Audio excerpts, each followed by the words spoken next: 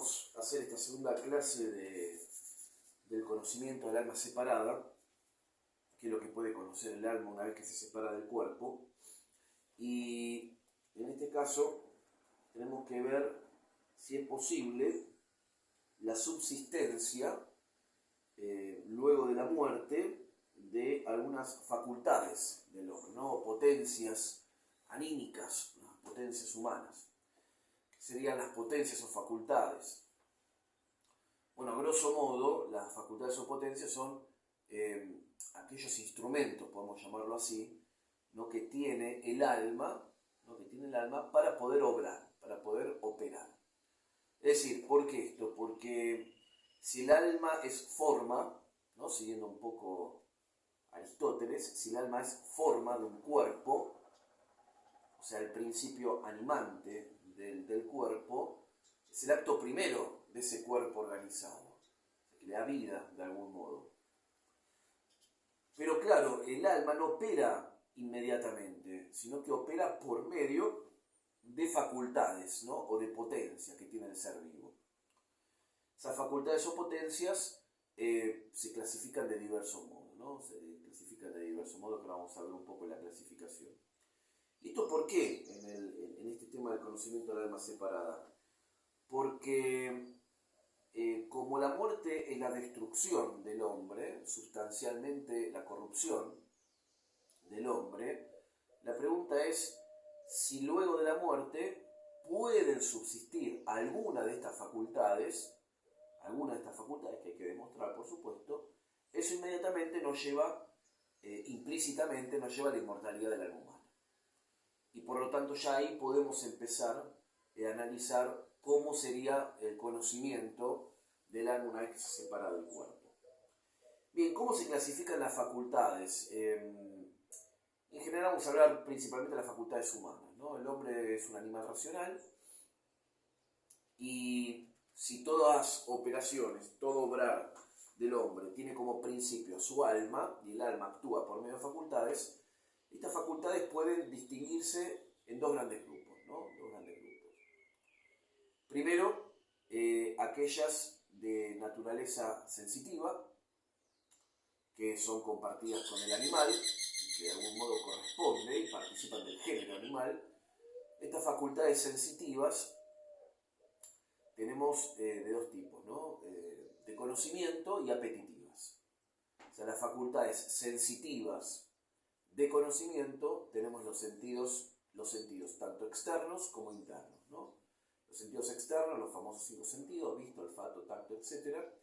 Y los sentidos internos son la memoria, la imaginación, el sentido común y también, en el caso del hombre, la cogitativa, que no vamos a hablar de ella, pero para nombrarla, y en el caso del animal sería la estimativa, algo así como una especie de inteligencia animal, si bien no es una inteligencia, pero de alguna manera es el conocimiento, la facultad de conocimiento más alta que tiene el animal, que en el caso del hombre es la cogitativa por haber una participación de la racionalidad.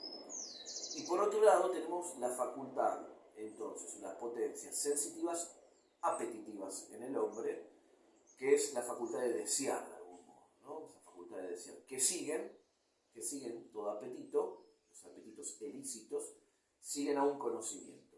En este caso el conocimiento sensible, promovido, propuesto por los sentidos internos. Y estas facultades apetitivas de naturaleza sensible, tenemos el apetito concupiscible, que busca un bien placentero y huye del dolor, de algún modo, y el apetito irascible, ¿no? Que lo que busca es, de alguna manera, se activa cuando hay un bien difícil de conseguir. Bien, pero en el hombre, como el hombre es racional también, existen facultades de naturaleza racional. Y acá tendríamos, entonces, la de conocimiento, que es la inteligencia, y la apetitiva, o sea, la que sigue al conocimiento intelectual, que sería la voluntad, ¿no? El libre albedrío, en última instancia se daría la libertad del hombre, ¿no? Cualquier cosa, para ahondar un poquito más en torno a esto, está la clase grabada de Aristóteles, que tiene que ver con los grados de la vida, ¿no? Los grados de la vida, que ahí detallamos un poquito más. Bien, me me adelanto, estas facultades racionales del hombre, la inteligencia y la voluntad, van a ser de naturaleza espiritual y por lo tanto van a subsistir después de la muerte. No así las sensitivas, como vamos a tratar de ir explicando y demostrando. Bien, dijimos entonces que hay diversos géneros de potencia, ¿no? Decimos las sensitivas, las racionales o espirituales, o bien las de conocimiento y las repetitivas. Y estas potencias, que son las vegetativas, sensitivas y espirituales, vegetativas tienen que ver con la nutrición, el crecimiento y la reproducción, tienen como su principio al alma, ¿no? Por ser forma del cuerpo, como dijimos antes, ¿no? Tienen como su principio al alma. El tema está que la pregunta que nos hacemos acá, en el tema de la tesis, es si cuáles van a ser las potencias que van a pervivir, ¿no? Que van a subsistir después de la muerte. ¿Qué pasa con las facultades sensitivas, ¿no? O sea, ¿podrían subsistir después de la muerte las facultades sensitivas? ¿Serían capaces de subsistir? Y acá tenemos el siguiente problema. El alma, dijimos que es el principio, ¿no? de toda operación del hombre. Pero esas facultades que surgen del alma, tienen un sujeto en el cual se dan, y el cual perfeccionan, ¿no? De algún modo. Dice Santo Tomás, en la cuestión disputada de ánima, en el artículo 12, también lo podemos encontrar, en la cuestión disputada de ánima, artículo 19, en el cuerpo, dice, es manifiesto que las potencias de la parte sensitiva existen en el compuesto como en su sujeto, pero en virtud del alma como su principio. Por consiguiente, una vez destruido el cuerpo, se destruyen las potencias sensitivas, aunque permanecen en el alma como en su principio. Entonces, repito, es manifiesto que las potencias de la parte sensitiva, o sea, los apetitos sensibles y el sentido externo de los sentidos internos, existen en el compuesto como en su sujeto. ¿Qué es esto del compuesto como en su sujeto? Recuerden que acá estamos siguiendo a Aristóteles, vamos a notar más Aristóteles, y recuerden que el ente, el hombre, o vamos a poner el hombre, ¿no? El hombre tiene, como todo ente, una esencia,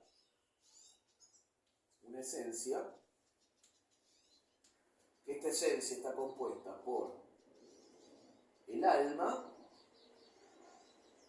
y el cuerpo. Que siguiendo a Aristóteles, esto actúa el alma como forma y el cuerpo como materia. ¿No? Materia y forma, que esta materia y forma dan una unidad, ¿no? Una unidad sustancial. O sea, acá tenemos, si se quiere, el alma y el cuerpo, acá tenemos el compuesto. De lo que está compuesto esencialmente el hombre, ¿no? O sea, este compuesto sería la sustancia. Sustancialmente, el hombre está compuesto de alma y cuerpo, ¿no? Que están unidos sustancialmente, siguiendo Aristóteles.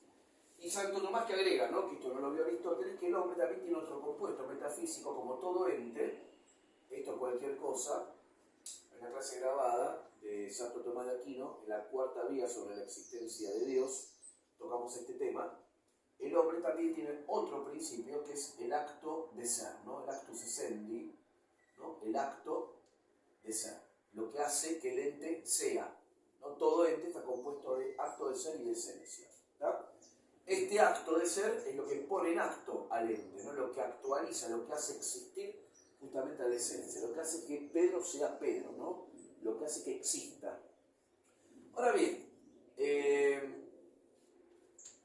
el alma es el principio de operaciones de un sujeto. Principio de operaciones. Y por lo tanto, todas las facultades tienen su principio en el alma. Pero hay facultades como la sensitiva, por ser de alguna manera, respondiendo también o participando estas facultades en el animal, tienen como sujeto las facultades, ¿no? Las potencias sensitivas, las potencias o facultades van a tener entonces como sujeto, o bien al compuesto, vamos a ponerlo así para no complicarla, tienen como sujeto, o sea, en donde se van a dar, en donde van a actuar, o sea, la operación que van a realizar implicaría el compuesto, tanto el alma como el cuerpo, siempre todas implican el alma, pero en el caso de las sensitivas implican al alma y al cuerpo necesariamente. O sea, tienen como sujeto al compuesto. ¿Tá? Pero hay otras que van a tener como sujeto solo al alma. ¿Sí? Solo al alma. Es decir, ahora esto hay que demostrarlo, ¿no? Si tienen como sujeto al compuesto, alma y cuerpo, y si la muerte es la separación del alma con el cuerpo, estamos suponiendo que el alma es de naturaleza espiritual, que ahora vamos a ver, la muerte implicaría la separación del alma y el cuerpo, no podrían subsistir las facultades de naturaleza sensitiva. O sea, las potencias o facultades que tienen como sujeto al compuesto son las sensitivas. O sea, las que tienen que ver con el sentido externo e interno y con los apetitos, entonces, tanto concupiscible como irascible. Es decir, que se corrompen con la muerte. No se corrompen con la muerte. Bien, se destruye entonces con la muerte el compuesto sustancial del hombre. Se destruye el sujeto de estas potencias, ¿no? O sea, no pueden subsistir, porque para que esas potencias se den necesitan tanto del alma como del cuerpo. O sea, que tengan que subsistir justamente en el compuesto. Sin embargo, dice también acá, dice, siguiendo la cita esta de cuestión disputada de ánima, dice, manifiesto que las potencias en la parte sensitiva existen en el compuesto, como en su sujeto, pero en virtud del alma, como su principio, por consiguiente, una vez destruido el cuerpo, se destruyen las potencias sensitivas, aunque permanecen en el alma como en su principio. Es decir, si el alma subsiste después de la muerte, y bien, las potencias sensitivas también se corrompen con la muerte, sin embargo, como el alma es principio de las operaciones de un sujeto y todas las potencias radican en su principio, como principio en el alma, quiere decir que estas potencias sensitivas se darían en el alma solamente en cuanto principio, ¿no? O sea, existirían en su raíz de algún modo, ¿no? De manera virtual, ¿no? O sea, el alma, al ser principio de las potencias, subsisten en ella como su raíz, de modo virtual, ¿no? De modo virtual, no de modo actual. Por lo tanto, el alma separada, respecto a las potencias sensitivas, estaría privada de los sensibles, de los objetos sensibles. O sea que el alma no puede sentir, evidentemente, no puede sentir ni tampoco puede imaginar, si uno quiere aplicarlo también a los sentidos internos. O sea, se ve privada de los sensibles, de los objetos sensibles. Sin embargo, al tener este principio, se vería como inclinada, por estar en este principio inherente en ella, está como inclinada justamente a reclamar, por decirlo de alguna manera, naturalmente a un cuerpo, a su cuerpo. Sin embargo, no lo tiene, ¿no? Dice Santo Tomás, también en este mismo artículo de la cuestión 19, en este mismo artículo de la cuestión disputada de ánima, en la respuesta a la objeción número 16, dice, el alma es principio de la sensación, no como sentiente, sino como aquello que hace sentir al sentiente, ¿no? Como aquello que hace sentir al sentiente. Sentiente, en última instancia, es el hombre, el compuesto, es el hombre quien siente. De ahí que las potencias sensitivas no están en el alma como en su sujeto, sino que proceden del alma como su principio, ¿no? Lo que decíamos recién.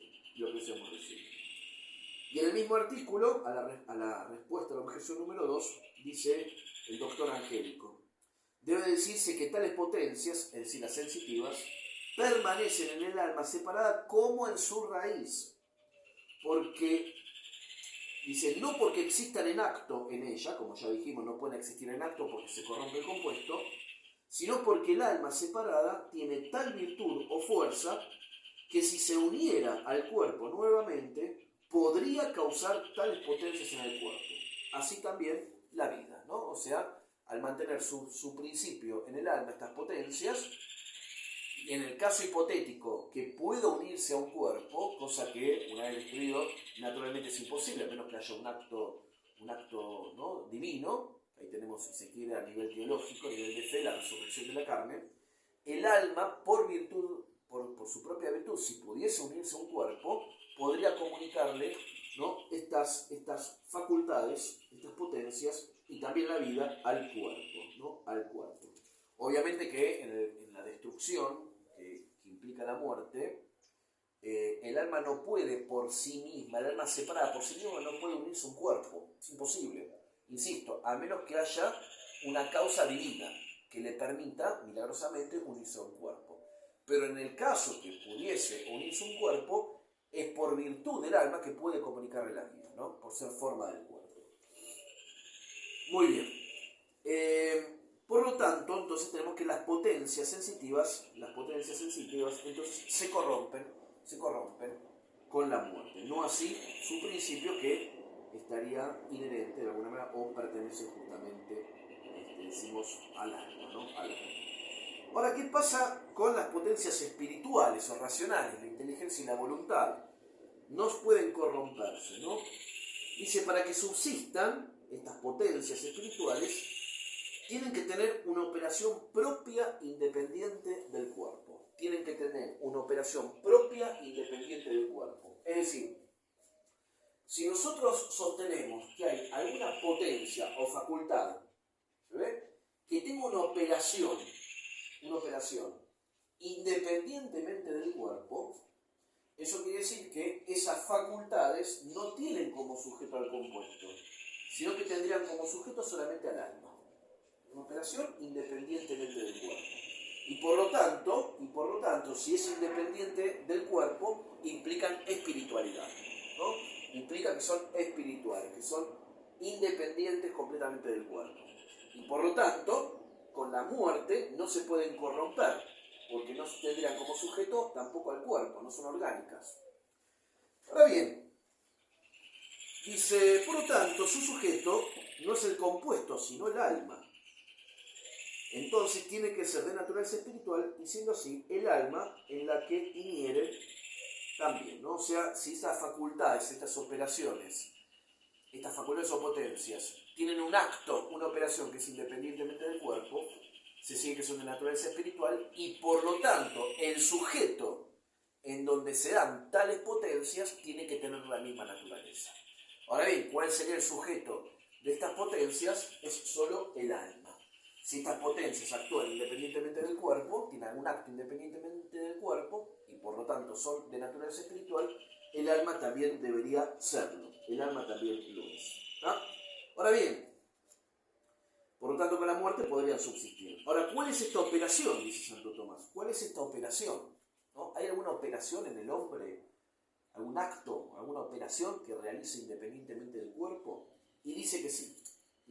Que esa operación es el intelecto. Es el acto de entender que tiene el hombre, el acto de entender. ¿Por qué? Dice Santo Tomás de Aquino. Entonces, esta cita está sacada de la cuestión disputada de ánima, acerca del alma de Santo Tomás, artículo 14. Dice, para entender, como demuestra el filósofo en el libro 3 sobre el alma, el filósofo es Aristóteles, no es un acto alcanzado por un órgano corporal. O sea, el acto de entender no es un acto alcanzado por un órgano corporal. No podría encontrarse un órgano corporal que fuese receptivo de todas las naturalezas sensibles. El intelecto puede conocer todas las esencias de naturaleza sensible. Tiene la potencia, la capacidad de entenderlo todo.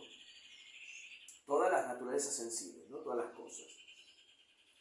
No agotarlas, pero sí conocerlas. Principalmente porque el recipiente, o sea, el intelecto, debe estar despojado de la naturaleza que se recibe. Se recibe una naturaleza, ¿no? La esencia de las cosas se recibe en el intelecto. Al igual que la pupila carece del color, todo órgano corporal tiene alguna naturaleza sensible, pero el intelecto, por el que entendemos, es cognoscitivo de todas las naturalezas sensibles. Luego, es imposible que su operación, que es entender, sea ejecutada por algún órgano corporal. De aquí se ve claramente que el intelecto tiene una operación por sí, en que no se comunica con el cuerpo. Repito, de aquí se ve claramente que el intelecto tiene una operación por sí, en que no se comunica con el cuerpo. Pero cada cosa opera según lo que es. Opera según lo que es. Pues las cosas tienen el ser por sí, las cosas que tienen el ser por sí, operan por sí. Pero las que no tienen el ser por sí, no ejecutan su operación por sí. Pues el calor no calienta por sí, sino lo caliente.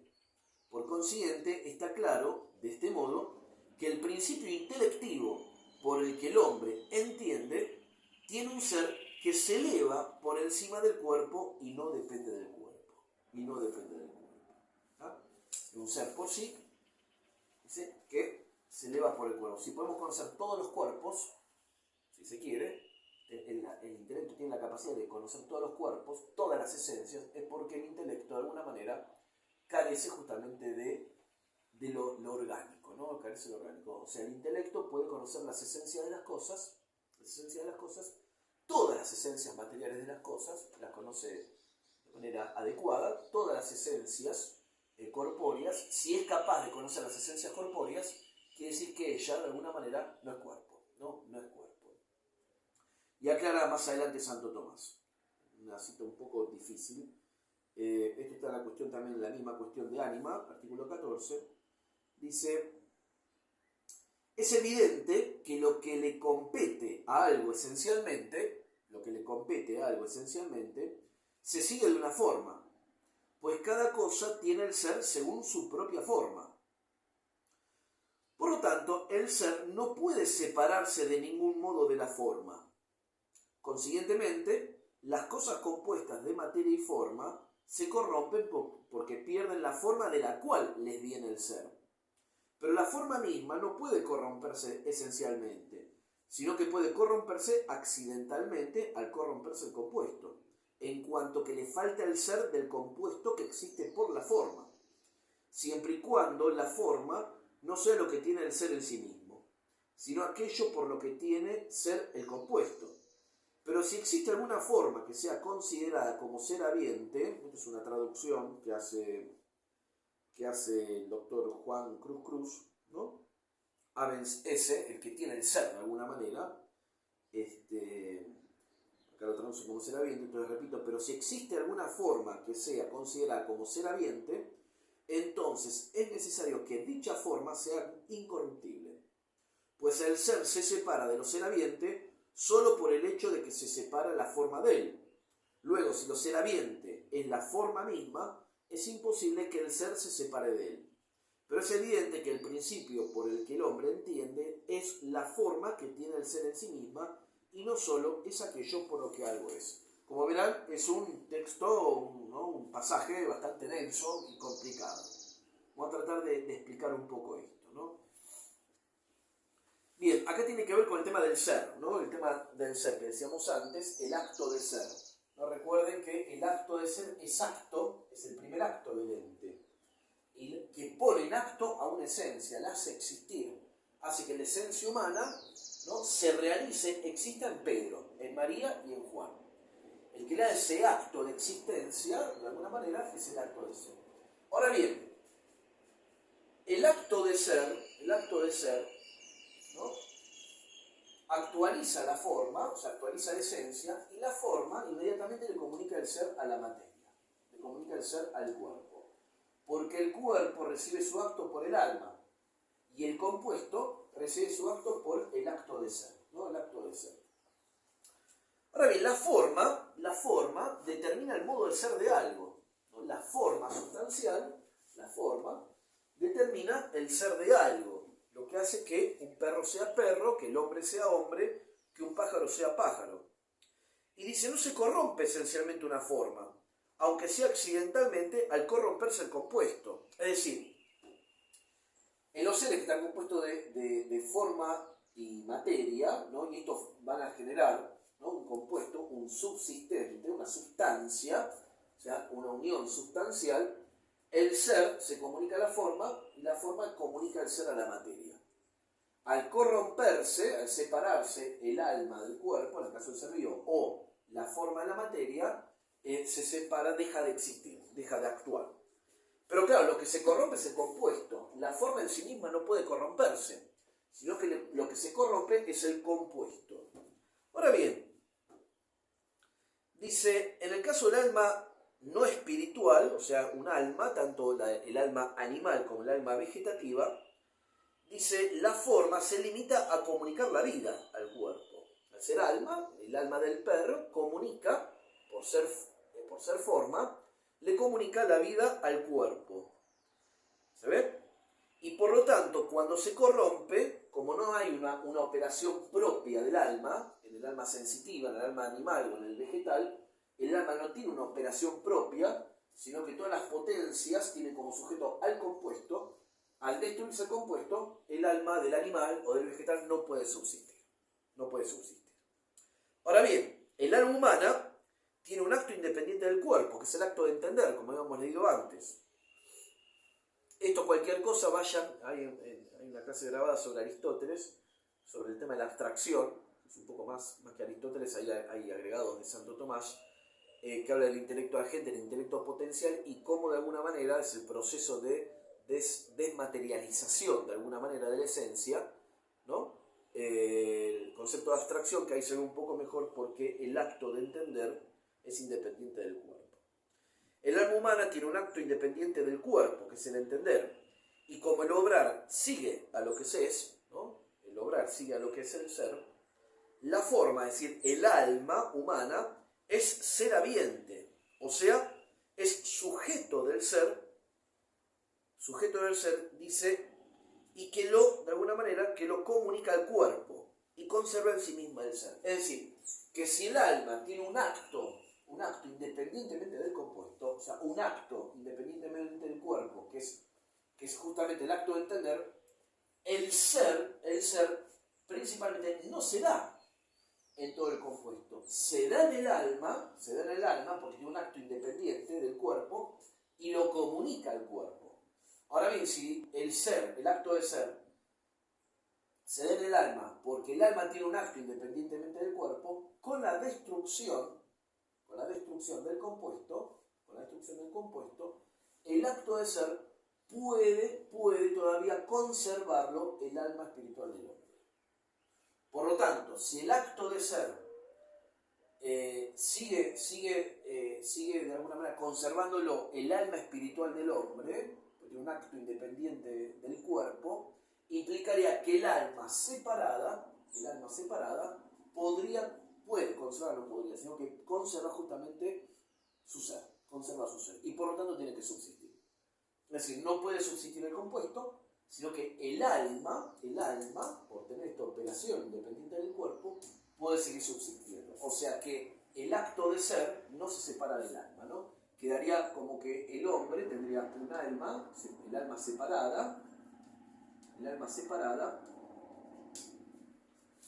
podría conservar todavía el acto de ser. Y el cuerpo, que está compuesto también por el cuerpo queda destruido. ¿Se ve? El alma es forma y por lo tanto separada del cuerpo. O sea que el acto de ser se mantiene todavía unida a la forma, por lo tanto lo hace subsistir. Es decir, podemos conservar después de la muerte nuestra persona, la personalidad. ¿Por qué? Porque la persona, que no vamos a entrar con esto ahora, en otra ocasión podemos hacer una clase grabada de qué es el tema de la persona, siguiendo la filosofía atomista, viene por el acto de ser. ¿Se entiende? Porque la esencia hombre en universal no tiene subsistencia. El que subsiste es Juan, Pedro y María. Ahora, la esencia humana subsiste en Pedro, Juan y María. Ahora, ¿qué es lo que hace a Juan que sea Juan? No tiene, y si el acto de ser los hace de alguna manera subsistentes, existentes, y para que haya persona tiene que darse en una naturaleza intelectual, se da en una naturaleza intelectual, ¿se ve? progreso intelectual viene por el alma, el acto de ser conservado en el alma implicaría la subsistencia de la persona. O sea que el alma separada tiene que ser persona.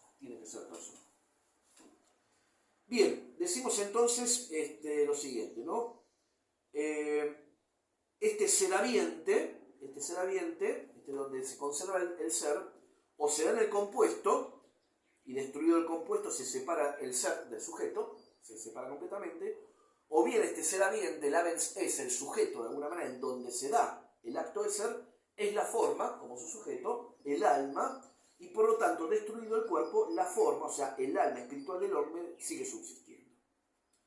Ahora bien, esto quiere decir que el alma humana no se limita a comunicar el ser al cuerpo, como en el caso del alma animal o el alma vegetal, que le comunica el ser al cuerpo. No se limita a comunicar el ser al cuerpo, sino que tiene una operación propia, independientemente de él, que es el entender.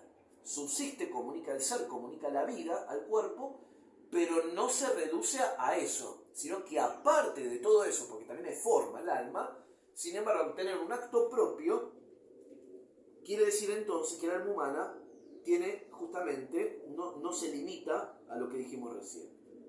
Ahora bien, pero a pesar que subsista la potencia intelectual, ¿no? El intelecto, ¿se sigue que el alma pueda conocer? ¿No se sigue que el alma pueda conocer? ¿Por qué? Porque las especies inteligibles, recuerden, se sacan de la sensibilidad. Recuerden, hay una clase grabada sobre la abstracción en Aristóteles, que vemos un poco, ¿no? La especie inteligible la saca el alma, estando unida al cuerpo, de la sensibilidad, pero no va a haber más sensibilidad. ¿Se entiende? La pregunta es, el intelecto puede subsistir, ¿no? Por lo tanto, el alma también subsiste después de la muerte. Pero a pesar de que subsista, ¿no? La potencia intelectual, ¿se sigue que puede conocer el alma? ¿Se sigue que puede conocer el alma? Y dice Santo Tomás, para responder a esto, dice la cuestión disputada de ánima, pero el artículo 15, dice, en el ser contra, en el primer ser contra que tiene, dice, entender es la propia y más importante operación del alma humana. Por consiguiente, si el alma no pudiese entender sin el cuerpo, el alma no tendrá ninguna otra operación propia. Y si no existe ninguna otra operación propia, es imposible que el alma exista separada. Pero, suponemos que el alma existe separada. Luego es necesario establecer que entiende. Dice, el problema radica, pongo yo acá en la tesis, en el final del capítulo, en que el modo de entender no puede ser el mismo que estando unida al cuerpo. Santo Tomás de Aquino afirma que entender con imágenes es la operación propia del alma en cuanto que está unida al cuerpo. Separada de él, tendrá otro modo de entender semejante al de las sustancias separadas, es decir, semejante al de los ángeles, que vamos a ver cuáles son las razones para sostener la existencia de los ángeles. Las razones que arguye para este modo de conocimiento se verán más adelante y por lo tanto en la próxima clase grabada, ¿no? Es decir, y terminando, el alma separada tiene forma y por lo tanto conserva la potencia intelectiva, las potencias, tanto la inteligencia, el intelecto, y aparte la voluntad, que la voluntad sigue al entendimiento. Ahora bien, este intelecto, cuando está unido al cuerpo, necesita del cuerpo, ¿se ve? Pero necesita del cuerpo ¿para qué? Para obtener las especies inteligibles y así entender. Ahora bien, el intelecto, al carecer de cuerpo, en el caso del alma separada, no puede obtener las especies inteligibles por abstracción porque no hay cuerpo. Ahora, el tema está que, sin embargo, tiene que entender algo. Lo que vamos a ver es justamente en la próxima clase. Tiene que entender algo. O sea, si puede entender algo, tiene que estar en contacto con la especie inteligible. Ahora, ¿de dónde va a obtener esta especie inteligible si no hay cuerpo? Eso es lo que vamos a ver, ¿tá? en las próximas clases. ¿Tá? Si no hay especie inteligible que esté frente al intelecto, no hay captación, no hay capacidad de entender. Ahora bien, esta especie inteligible tiene que llegar de algún modo. Y eso es lo que vamos a ver en la próxima clase. Bueno, muy bien, lo que sigue es el alma y las sustancias separadas. Vamos a ver un poco algunos argumentos de por qué los ángeles tienen que existir, ¿no? Tienen que existir. Y ahí comparar el conocimiento del alma separada con los ángeles. Bueno, muy